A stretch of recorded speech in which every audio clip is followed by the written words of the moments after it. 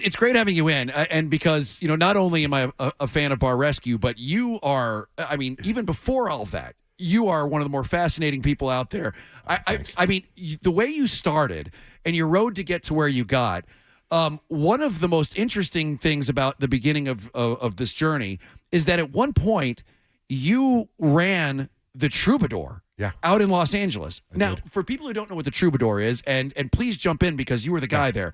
But I mean, that is a legendary music venue and bar that is in Los Angeles that, I mean, second maybe to CBGB's, might be one of the most important venues for launching, I mean, the punk rock scene, singer-songwriters. Like the Troubadour was owned by Doug Weston. Okay. Who was an incredible visionary. He's since passed, but was an incredible visionary. And in his home back then, there were reel-to-reel tapes, thousands of them. And bands from all over the country, all over the world, would send him tapes. And he would sit and listen to these tapes, and he'd choose who would come to the Troubadour, who could play there. And then the record exec so trusted his judgment, they would all come to those shows. And these people would inevitably get signed. Who did you see? It goes back a lot of years. Linda Ronstadt, Jackson Browne, Elton John, even more The Knack. You were talking about punk rock. When I ran the Troubadour with the days of Black Flag, Adam Ant, the Dead Kennedys. I saw the car in the flesh, the Dead Kennedys with the paint on the door. Yeah. Those were the days of the Troubadour. It's a great place to learn your chops, I got to tell you. Sort of the minor leagues, but you will. I just love how you mentioned at the same venue, you got Linda Ronstadt and Black Flag. Yeah. Was that back to back? No, it was a few years apart. Also, The Knack. Well, My Sharona. People People don't realize, like, when that song, because I've read all these like history books about that whole scene coming up. When My Sharona first came out, like, that blew people's minds. A monster. Yeah. When I've been in nightclubs my whole life, guys. To this day, I have never seen a song do in a nightclub what My Sharona did. No kidding. When they did the da-da-da-da, people stood on tables. They went nuts. Wow. And they play it for 45 minutes, the same song. And the energy, but it was a monster. Certain songs just register, and that one did. It was in a movie recently, too, so it lives on. Oh, yeah. I mean, it's right. It's kind of like, how Metallica's song was just in Stranger Things, and it relaunched, their career with, a different audience.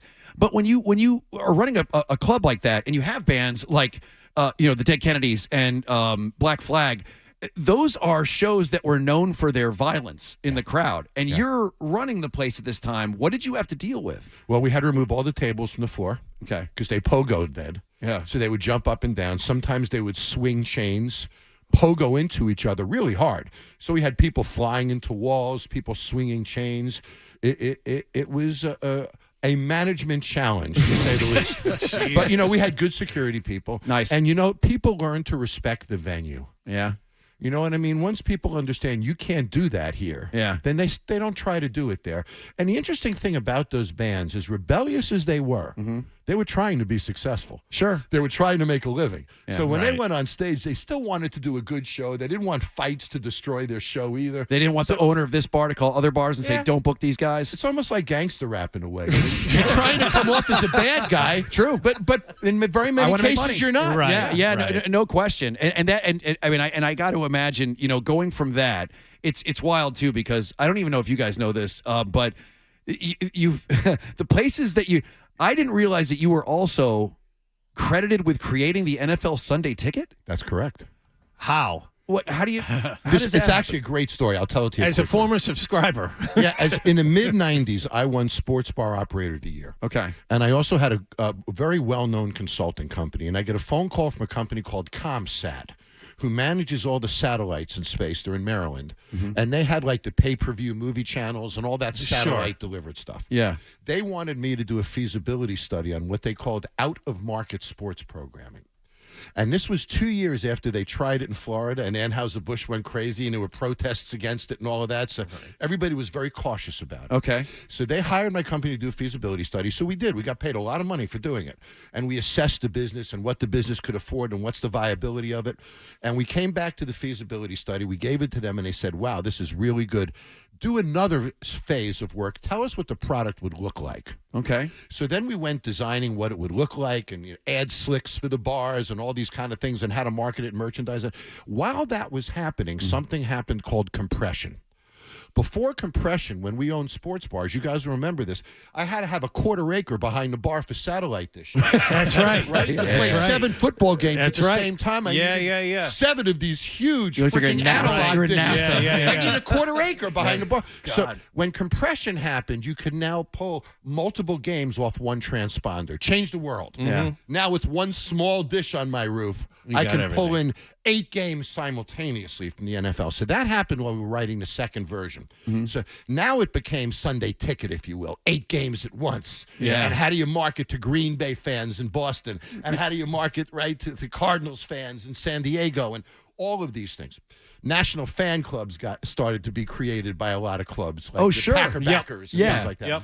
And then they came back to us a third time and said, who would buy it, John? So then we put together a few 100-page document of all the companies that we thought would buy it on a corporate basis. I'm thinking hotels, sports bars. You're thinking of like probably in that Even world, right? people like Fridays, right? Yeah, right. Chain Sure, restaurants, all those kind of things. And you're not thinking at this time about individuals in their homes, right? No, this was all commercial. At Okay, that point. okay. So then ComSat brought those 3 studies to the NFL Yeah. and said, we'd like to license the signal from you. The NFL said, wow, this is really cool. Let's do it ourselves. Let's steal all of your work. and I was put on the board of NFL Enterprises. Nice. Okay, so All at right, least so they you brought did get you a in. piece. And then it became, Okay. it evolved into Sunday Ticket. But you working did with get the a NFL piece team. because it would suck if you had all of No, that I didn't get a legwork. piece of it. It was work for hire. Now, I'm not complaining, guys. They got paid a lot of money for this. Oh, sure. Yeah, yeah. But no, and that's how it happened. No kidding. Are they? Were they charging $1 zillion like they are now back in the day? Well, the challenge was how did we get paid? And, if a bar says, well, I have 80 seats, I'm only going to pay for 80 people, and another bar says I have 140 seats, and then you look and their fire capacity is 600. There's Yeah. no way to. There's no way to figure So that the way out. we did it, and this was the biggest challenge, is what do you charge people, was we created it on fire occupancy, not seats. Okay. So every bar who signed up for Sunday Ticket had to send their occupancy certificate with you, and they were paid based upon that occupancy certificate. So it's on them to fill up the place. That's correct. You're and then paying we would no matter provide what. the marketing manuals and the Yeah. systems and the programs and all that to do it. Oh, that's crazy. And but if I was in Boston, I wouldn't be focusing on the Patriots. You see, everybody does Monday Night Football, Patriots. I would do every other team in town. I would say, what are the 5 most popular football teams in Boston other than the Patriots? Sure. Find a place to go. And all I need is 50 of each of those teams. I'll put my servers in those jerseys. Yeah. I'll feature a signature item from that stadium in that city. And I'll build an environment. I'll have them all in different areas, different TVs. And I can build a really powerful Sunday Ticket and let everybody else fight over the Patriots. Well, that's interesting because, it takes somebody like you who was on the ground floor running a sports bar to realize that there's a need for that. Yeah. Because you at the time, and then there was even blackouts probably at that time still. There were, yes. Yeah, which is obviously, I'm glad that era is gone. Although for the Patriots, for a while, they hadn't had that problem. Maybe they might have it again soon. But from all of that, you got this notoriety that was built up. You obviously made a decent amount of money in these other fields, dabbling there. And then came where most of us first met you, and that is Bar Rescue. I have a dozen questions Yeah. about Bar Rescue. Can I tell you how Bar Rescue started, and then I'll answer anything you want? Sure, yeah, absolutely. I was giving a speech in Las Vegas at Caesar's Palace, and somebody comes up to me and says, John, you should be on TV. So I go back to my house, and I write up this thing 3 pages long, originally called On the Rocks. Okay. And I had consulted to Paramount Pictures before for Bubba Gump Shrimp Company. Right. So I was a restaurant consultant to them. So I had friends there. So I go to Paramount. I drive through the big gates. I have a meeting with the head of TV that they're set up for me. He looks at me and says, John, you will never freaking be on television. You're too old. You're not good looking enough. Forget it. It'll never happen. So I drove out of the Paramount gates, shot my own sizzle reel on my own, sent it to 4 companies, got 4 out of 4 offers, and the show was on TV less than a year later. Now, And were I you just learned- yelling at? Were you yelling at fake people, or was it real people at the time? For No, this it was like no, bring it was a setup. relative in? I went Okay, to a right. friend's bar that was a Pittsburgh Steelers There you bar. go. All right. I went there on Saturday. The place was empty. I screamed and yelled at everybody. I came back the next day. The place was packed. Look what I did. There you go. But it wasn't supposed to be truthful. It was illustrative of what the show would be. But the show, I got to tell you guys, is completely real. There's no scripting. There's no actors. There's none of that. Okay, with that in mind, what's the closest that you've ever come to blows with an owner? I've seen a couple of times where security has had to intervene on camera because a guy got real up close and personal because you insulted him in front of his family. I mean, how close has it come where a guy's really been able to haul off and get you? Yeah, nobody has ever gotten me. They've come close. They've never gotten me. But, people, before they attack you, I don't know if you know this, we're like cats. Your pupils dilate.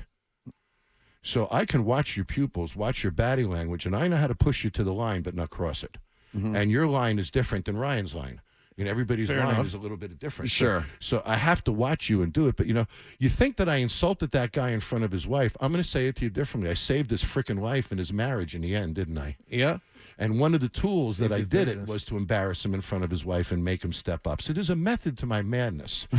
To me, it's not about embarrassing him in front of his wife. It was about forcing him to step up and come through for his wife. Dude, I've got 15 questions I want to ask you. We got 4 minutes. This is really I know. Kicking the nuts. I mean, I'd ask you to stay another break, but I know you got other things to do. But I want you guys to taste that at some point. What is this? What is this in front of me? I got a story. 240 episodes of Bar Rescue, 12 years.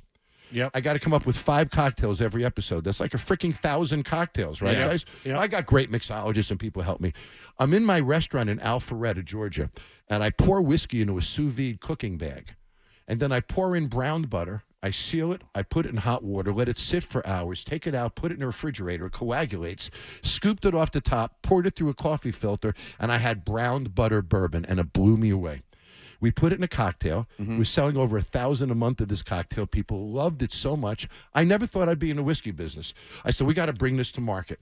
So from that story, we created brown butter bourbon, and there it is in front of you guys. Am I allowed to drink this? On Dan? air? Are Because we allowed to do is it there or like not? some sort of rule? You guys are asking the Irish guy in here who doesn't have one in his hand if you can drink one. I'm not shy. I tried it. I just tried it. Thank It you. is, All right, No. John, this I is will, phenomenal. But everything's cool. I can do this. They're not going to get in Take a trouble sip. for this. Take a little sniff, too, if you yeah, it's. I mean, the aroma of it is really yeah. nice.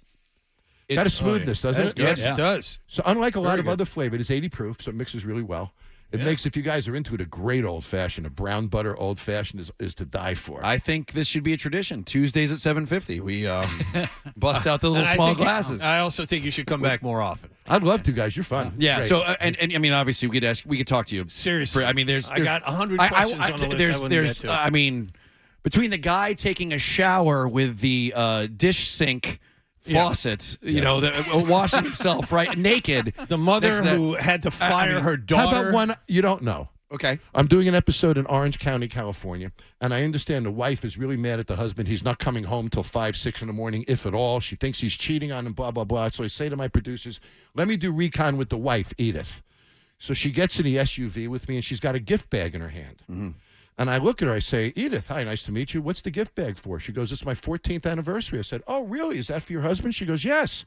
I said, what'd you get him? She goes, divorce papers. That's how the episode started. We knew none of that. And this just fell into your lap. Yes. And and the guy who is the TV producer in the back of your head is going, "Oh my God, this is the best." The TV gods have arrived. The TV gods have That's arrived. amazing. All right. Well, that's fantastic. Well, listen, John Taffer, thanks for coming in. Absolutely, yeah. And A next pleasure, time you're in guys. town, we'll love to have you in. You can go to Taffer's Tavern, which I have been to over in Watertown. Also, Taffer's Brown Butter Bourbon, which is launching in Boston soon. And, of course, Bar Rescue. And, yeah, awesome. Thank you, John. And go Golden Knights. And go, of course, go Knights. And that bourbon is available in liquor stores all over the state. Excellent. Cool. Perfect. Sounds